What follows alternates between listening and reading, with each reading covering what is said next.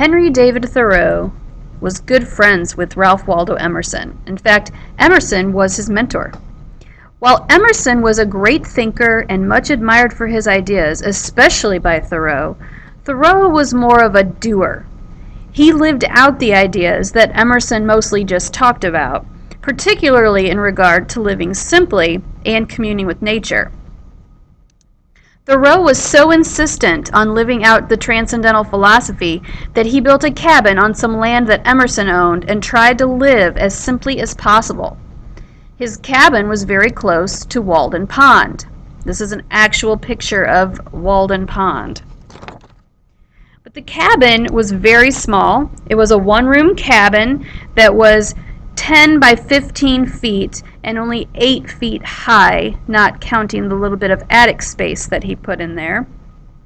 Possibly the size of your own bedroom. Now this photo gives some perspective. You can see a person standing in the doorway there, obviously very, very small.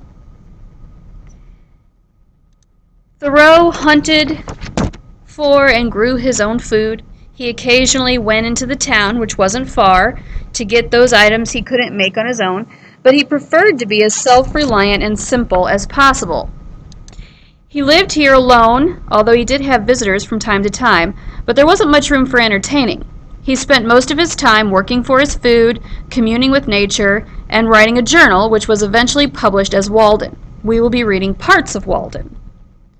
The cabin itself no longer exists, but its original site has been preserved with markers. This picture gives a perspective of where the cabin is in relation to the pond.